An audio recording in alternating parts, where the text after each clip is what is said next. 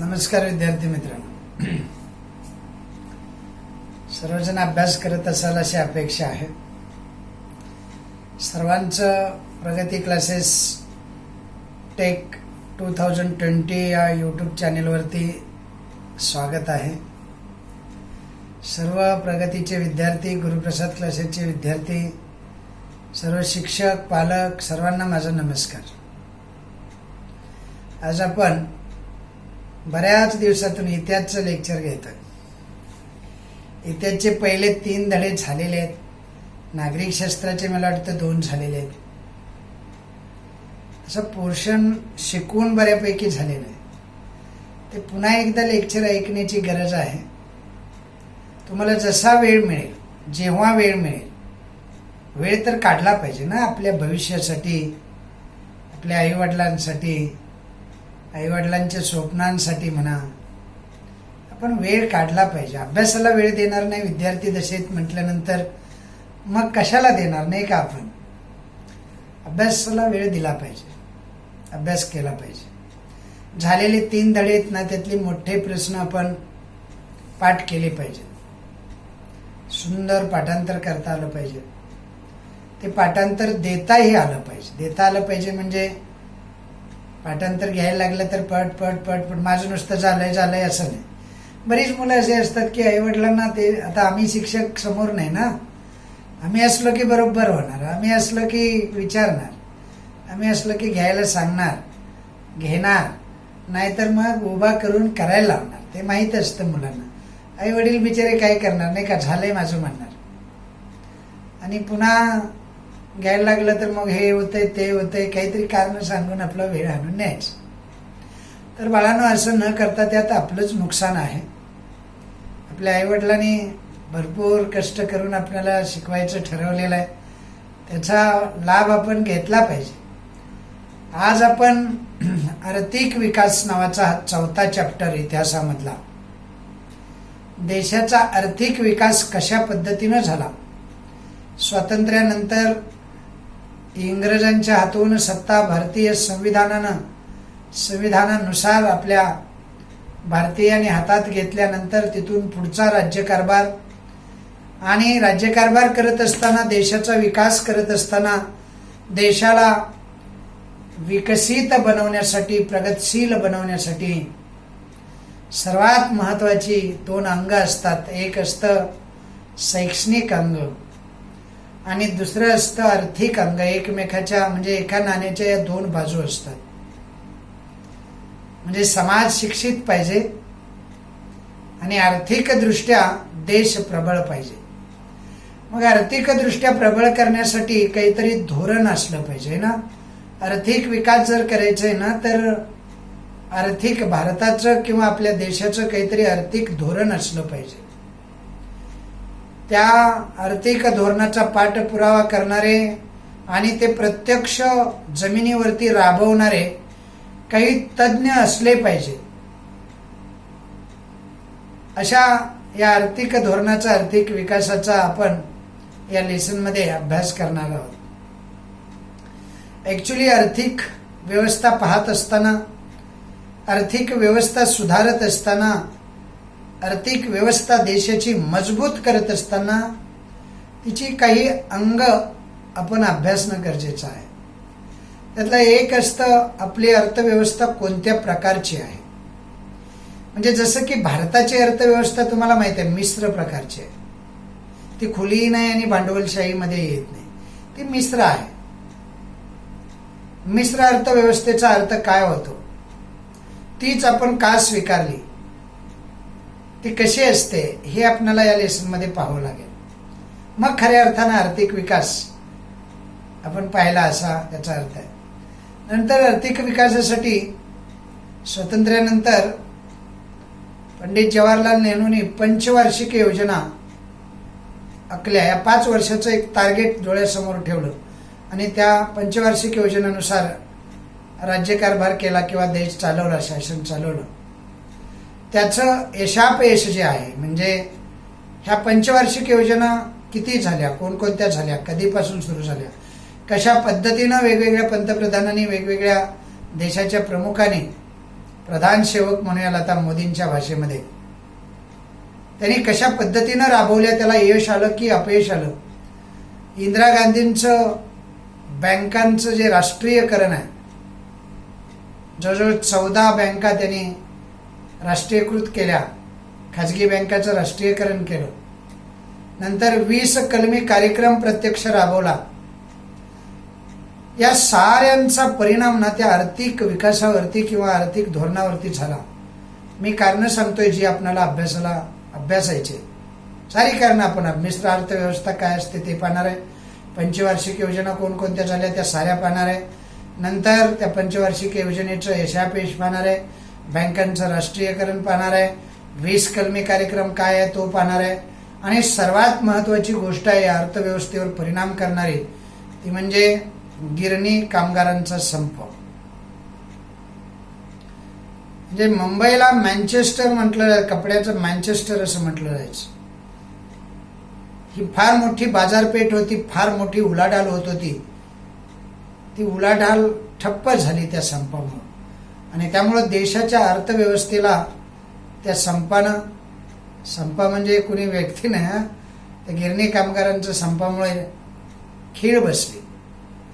त्यातच 1991 साली नवं आर्थिक धोरण, मला वाटतं या काळामध्ये PV नरसिंहराव पंतप्रधान असावेत, त्यांनी नवं आर्थिक धोरण स्वीकारलं. आणि विशेषत्वानं त्यांनी नव्या आर्थिक धोरणाचा स्वीकार करून देशाला पुढे नेण्याचा प्रयत्न केला. राजीव गांधी त्यामध्ये अग्रस्थानी होते. अनेक पंतप्रधान देशाचे असे झाले ज्यांनी आर्थिक परिस्थिती सुधारण्यासाठी प्रयत्न केले. आता या पाठामध्ये त्याचाच आपल्याला आढावा घ्यायचा आहे. पुन्हा एकदा सांगतो, मिश्र अर्थव्यवस्था, पंचवार्षिक योजना, त्यांचं यशापयश, बँकांचं राष्ट्रीयकरण, 20 कलमी योजना आणि गिरणी कामगारांचा संप, त्याचबरोबर 1991चं नवं आर्थिक धोरण, या साऱ्या गोष्टींचा अभ्यास आपल्याला या पाठात करायचा आहे. हे आर्थिक विकासावर परिणाम करणारे घटक होते. तर पहिल्यांदा आपण पहिला घटक पाहूया, मिश्र अर्थव्यवस्था. लक्ष आहे सर्वांचं? ऐकताय नीट सर्वजण? कळतंय सर्वांना मी काय सांगतोय ते? ध्यान दिलं की अवघडात अवघड गोष्ट सुद्धा सोपी होते. जर ध्यानच द्यायचं नाही म्हटल्यानंतर काय करणार, नाही का? ते कानाला काय म्हणतो त्याला आपण, माईक असतात, एअर माईक कॉर्ड असतो, तो लावायचा कानाला. घरच्यांना काय कळतंय की नाही? तुम्ही ऐकताय नाही ऐकताय, ते एक फॅड आहे. काय म्हणून ते कानाला लावायचं सांगावं? मलाही खूप जण सांगतात, सर लेक्चर घेताना ते कानाला लावा, इकडे माईक असतो, त्यामुळं आवाज तुमचा चांगल्या पद्धतीनं रेकॉर्ड होतो. अरे मग म्हटलं माझ्या आवाजाला काय झालं? ते कानाला लावून गळ्यात अडकवून बसायचं आणि सारं लक्ष त्याच्याकडेच, समजलं? त्यामुळं मला शिकवण्यावर लक्ष लागणार नाही म्हटलं. त्यापेक्षा हा आवाज काय वाईट आहे, खणखणीत आहे, साऱ्या घरादाराने ऐकावा असा आहे. तुम्ही काय म्हणून ते कानाला लावता मला काही त्याचा अर्थ कळत नाही. पण असू दे, तुम्हाला ते चांगलं वाटतं ना, लावायचं. बऱ्याच गोष्टी अशा असतात आपण आयुष्यात अर्थहीन करत असतो.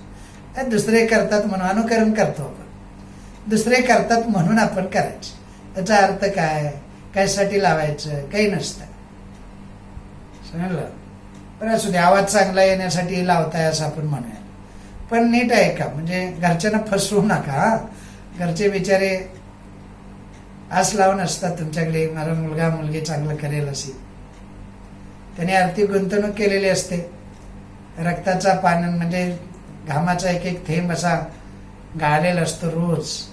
आणि मग ते पैसे वगैरे येतात, पाचची फी, शाळेची फी, बाकी सारं तुमचा खर्च वगैरे वगैरे.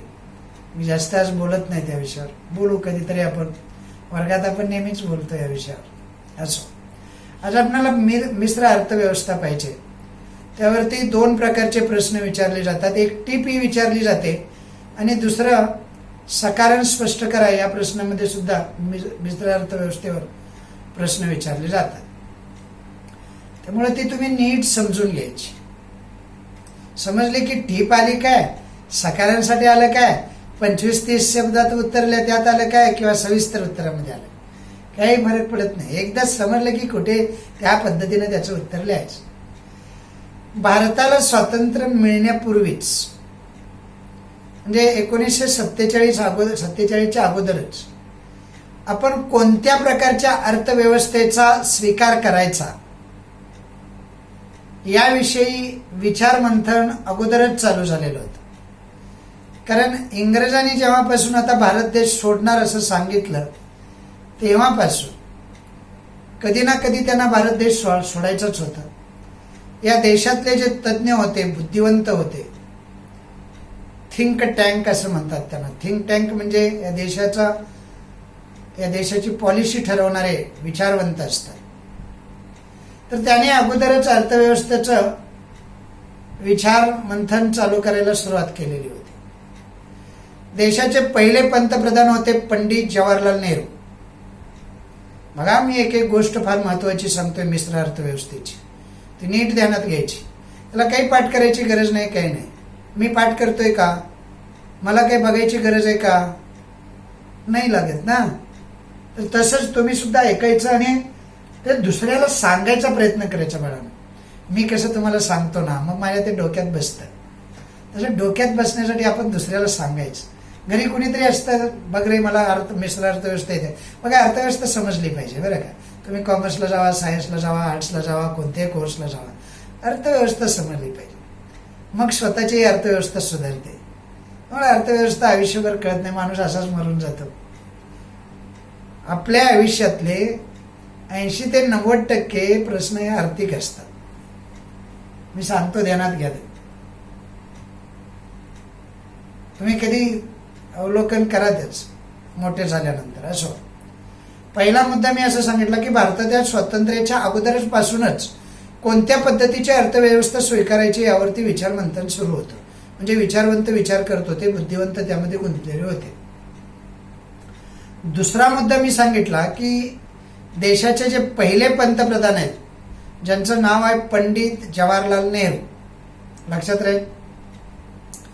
तर पंडित जवाहरलाल नेहरू यांनी कोणताही टोकाचा मार्ग स्वीकारण्याऐवजी, म्हणजे दोन प्रकारची आर्थिक व्यवस्था असतात. एक भांडवलशाही अर्थव्यवस्था असते आणि एक असते खुली अर्थव्यवस्था, मुक्त अर्थव्यवस्था असते. या दोन्ही अर्थव्यवस्थेचा स्वीकार न करता, टोकाचं कुठलंही नको, ना आम्हाला भांडवलशाही ना आम्हाला खुली अर्थव्यवस्था, आम्ही काय करेन, मधला मार्ग काढेन. मधला मार्ग म्हणजे टोकाचे दोन्ही मार्ग सोडून दोन्ही मधल्या चांगल्या गोष्टी ज्या आहेत, म्हणजे खुल्या अर्थव्यवस्थेच्या चांगल्या गोष्टी त्याही घेईन आणि भांडवलशाहीमध्ये ज्या गोष्टी चांगल्या आहेत त्याही घेईन, असा मार्ग पंडित जवाहरलाल नेहरूंनी स्वीकारला. त्यांनी काढलेला मार्ग आहे. टोकाचा मार्ग स्वीकारण्याऐवजी मध्यम मार्गाचा अवलंब करायचा.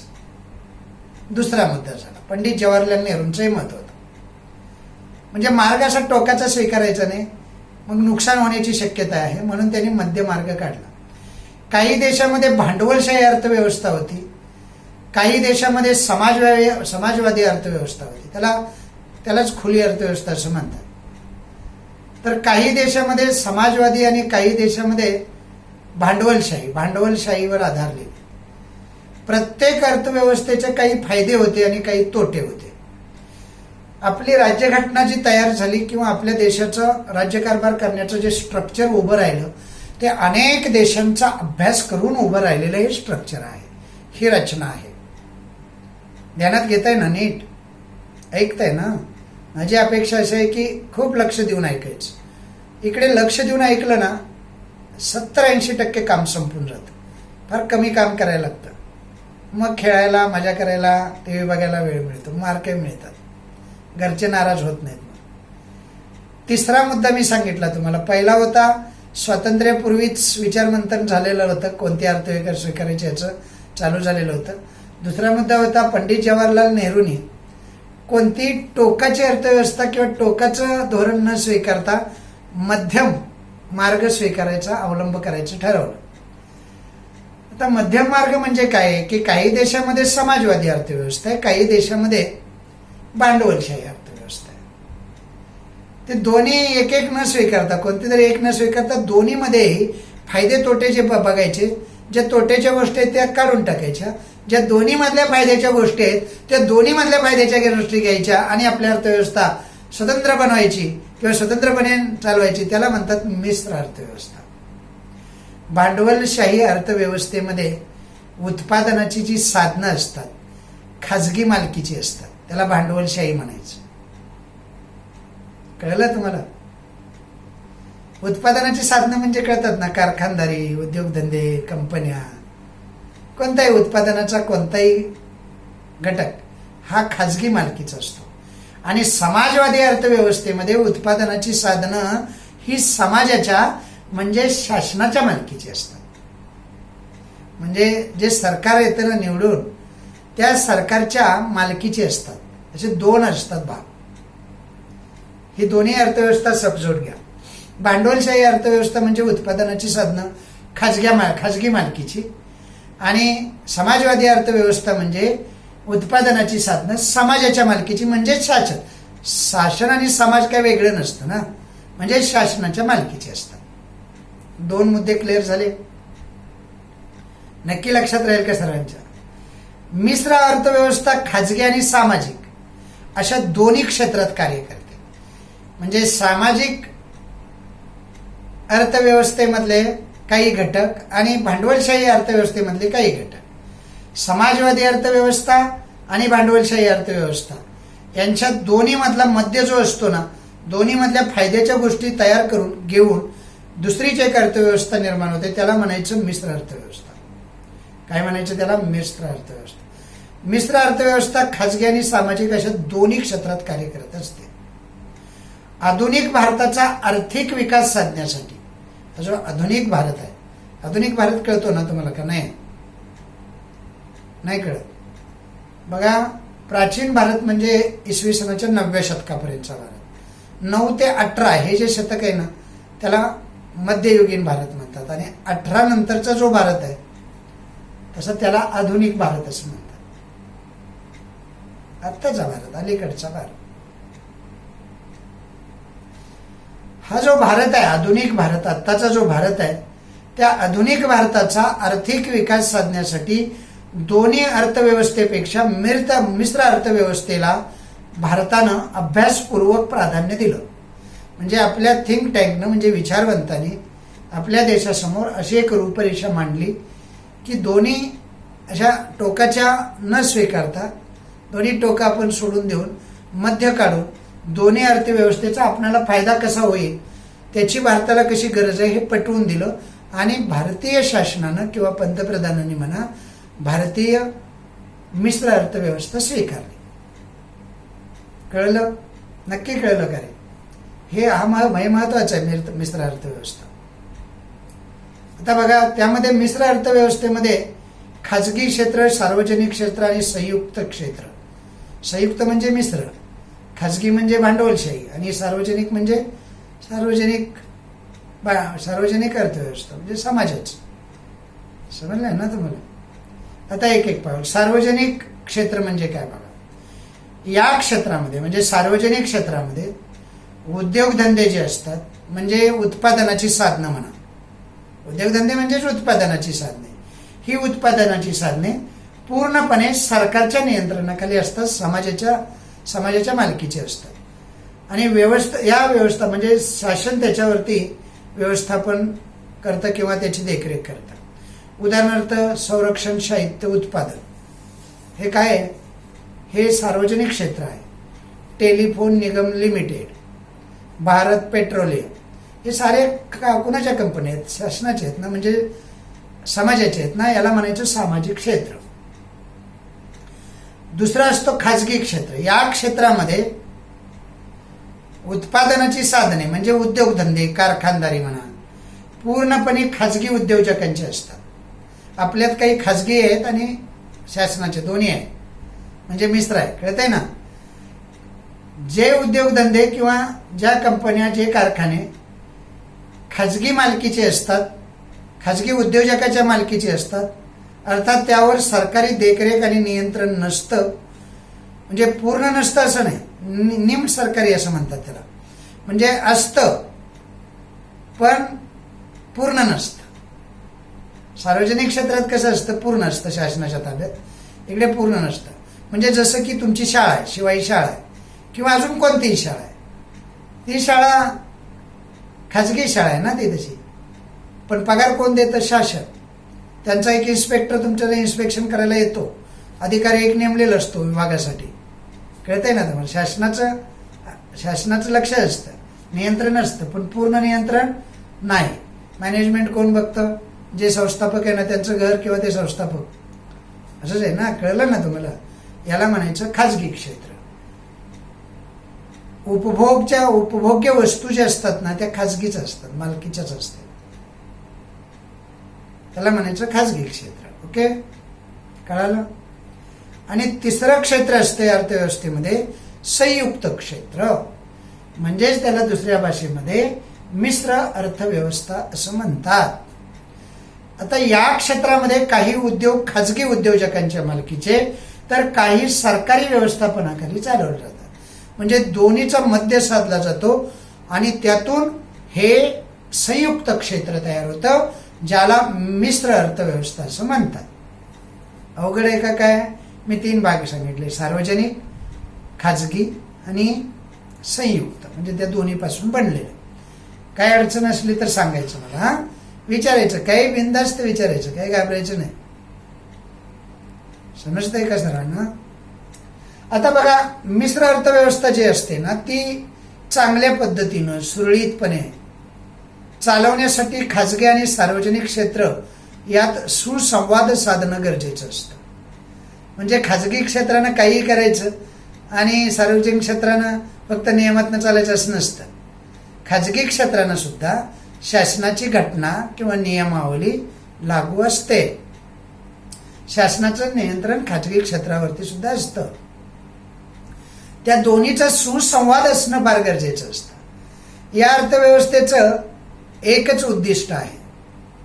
ही जी मिश्र अर्थव्यवस्था आहे ना तिचं एक उद्दिष्ट आहे, ते म्हणजे काय माहिती आहे? अधिकाधिक उत्पादन आणि मोठ्या प्रमाणावर लोकसहभाग.